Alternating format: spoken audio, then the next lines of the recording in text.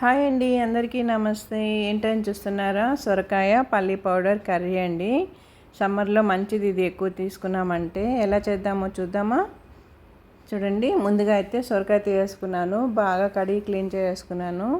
ఇప్పుడు కట్ చేసుకొని అటు ఇటు కొనలు కట్ చేసుకొని దాన్ని తొక్కంతా తీసేసుకుందాము. చూడండి, దాని తొక్క ఎలా తీసేస్తానో నీట్గా తీసుకోవాలండి, చుట్టూ తొక్కంతా కూడా. అప్పుడే మనకి బాగుంటుంది కర్రీ. అది చూసారా, ఇలా పల్చగా తీసాను కదండి. మొత్తం వన్ లేయర్ అంతా కూడా అలా వచ్చేసింది కదా. ఇప్పుడు వీటిని కట్ చేసుకుందాం. గింజలు ఇవి చిన్నవిగా ఉన్నాయి కాబట్టి నేను తీయలేదండి. కొన్ని కాయలకైతే గింజలు పెద్దవిగా ఉంటాయి, అలాంటి వాటిని అయితే గింజలు తీసేసి కట్ చేసుకోవాలి. చూసారా, ఇలా సన్నగా కట్ చేసుకొని లేయర్లుగా. ఇదిగో చూడండి, సన్న ముక్కలు కట్ చేసుకున్నామంటే మనకి కూరలో బాగుంటుంది. ఇవి ఈ విధంగా కట్ చేసుకోవాలి, చిన్న చిన్న ముక్కలుగా. సాంబార్కి అయితే మనం పెద్దవి చేసుకుంటాము, ఇది కర్రీ కాబట్టి సన్న కట్ చేసుకుంటే కానీ బాగుంటుంది.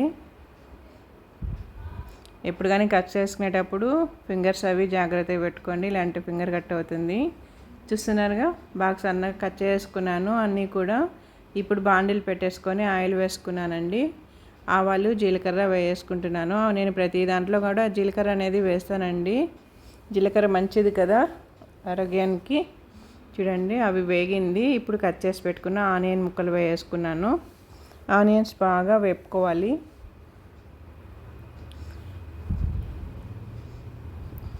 బాగా వేపుకోవాలండి ఆనియన్స్. చూసారా, వేగిపోయింది కదా.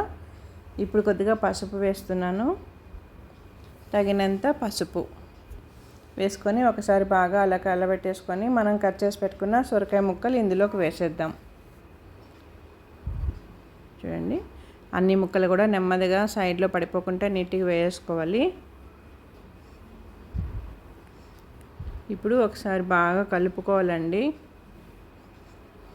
సొరకాయలో వాటర్ ఉంటుంది కదండి, అంతా కూడా మనం వాటర్ వేసుకోకపోయినా ఆ వాటర్తోనే సగం ఉడికిపోతుంది ముక్కలంతా కూడా. చూడండి, బాగా కలుపుకున్నాం కదా. ఇప్పుడు తగినంత సాల్ట్ వేసుకుందాం. కర్రీకి తగినంత సాల్ట్ వేసుకొని ఒకసారి బాగా కలుపుకుందామండి. వాటర్ అంతా ఏం అవసరం లేదు. ఇప్పుడైతే ఒక 5 మినిట్స్ అలా ప్లేట్ పెట్టామంటే బాగా మగ్గుతూ ఆ ఆవిరితో ముక్కల్లో ఉండే వాటర్ అంతా కూడా బయటకు వచ్చేస్తుంది. బాగా కలబెట్టేసుకొని ప్లేట్ పెట్టేద్దాం. 5 మినిట్స్ సరిపోతుందండి, తర్వాత తీద్దాము. చూడండి, 5 మినిట్స్ అయిపోయింది. ముక్కలు చూస్తున్నారు కదండి, ఆవిరికి ఉన్నాయి కదా, బాగా ఉడుకుతూ ఉన్నాయి. ఇదిగో చూడండి, నేను కలుపుతుండగానే కిందనంతా ముక్కల్లో నుంచి వాటర్ అంతా కూడా బయటకు వచ్చింది. మీకు కింద గమనిస్తున్నారా, వాటర్ అంతా కూడా వచ్చేస్తుంది బయట. చూడండి, చాలా వాటర్ అయితే ముక్కల్లో నుంచి వచ్చింది. అదంతా సొరకాయలో ఉన్న వాటర్ అన్నమాట. ఇప్పుడు ఒలిచిపెట్టేసుకున్న తెల్లగడ్డ పాయలు వేసుకుందాము. అది ఒకసారి బాగా కలిపేసుకుందాం వాటిని కూడా. సొరకాయ ముక్కలు ఉడుకుతుంది కదండి. ఇప్పుడు మనం పౌడర్స్ వేసుకుందాం. 2 స్పూన్స్ మిర్చి పౌడర్, 2 స్పూన్స్ ధనియా పౌడర్ వేసుకొని బాగా ఒకసారి కలబెట్టేద్దాం. మళ్ళీ సొరకాయ బాగుంటుందండి, పల్లి పౌడర్ వేస్ట్ చేసామంటే. కానీ సొరకాయతో గారెలు చేయొచ్చు, హల్వా చేయొచ్చు కదండి. మీలో ఎంతమందికి వెరైటీస్ తెలుసు, సొరకాయలో వెరైటీస్, నాకు కామెంట్ పెట్టండి. ఇప్పుడు తగినంత వాటర్, కొద్దిగా వాటర్ వేసుకుంటే చాలు. ఇందులో ఇంకా వాటర్ ఉంటుంది కదా, కొద్దిగా వాటర్ వేసాను. ఆ వాటర్తోనే మనకు కర్రీ రెడీ అయిపోతుంది.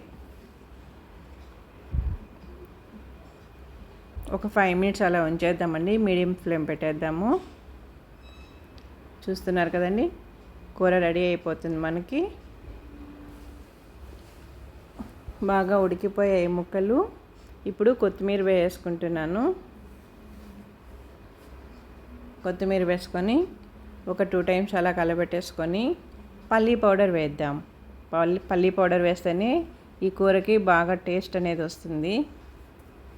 సమ్మర్లో మంచిదండి, ఒంటికి కూల్ చేస్తుంది, చల్లబరుస్తుంది అనమాట. 3 స్పూన్స్ వేసుకున్నాను నేను పల్లీ పౌడర్ని. బాగా అలా కలిపేసుకుందాం. అంతేనండి, సొరకాయ పల్లీ పౌడర్ కర్రీ రెడీ అయిపోయింది. ఈ వీడియో కానీ మీకు నచ్చినట్లయితే నా ఛానల్ సబ్స్క్రైబ్ చేసుకొని లైక్ ఇవ్వండి. చూస్తున్నారు కదండి, రెడీ అయిపోయింది. ఇప్పుడు స్టవ్ కట్టేసుకుందాం, ప్లేట్ పెట్టేస్తాము. ఒక 5 మినిట్స్ అలా ఉంచామంటే బాగా కుదురుకుంటుంది కూర. తర్వాత బాగుంటుంది అనమాట మనం సర్వ్ చేసుకోవటానికి. స్టవ్ కట్టేసాను. ఇప్పుడు ఒక 5 మినిట్స్ అలా ప్లేట్ పెట్టేస్తాను. చూస్తున్నారండి, 5 మినిట్స్ తర్వాత ఎలా వచ్చిందో, బాగా కుదురుకునింది. రైస్కి రోటీకి చాలా బాగుంటుంది కూర. కర్రీ సూపర్గా ఉంది కదా.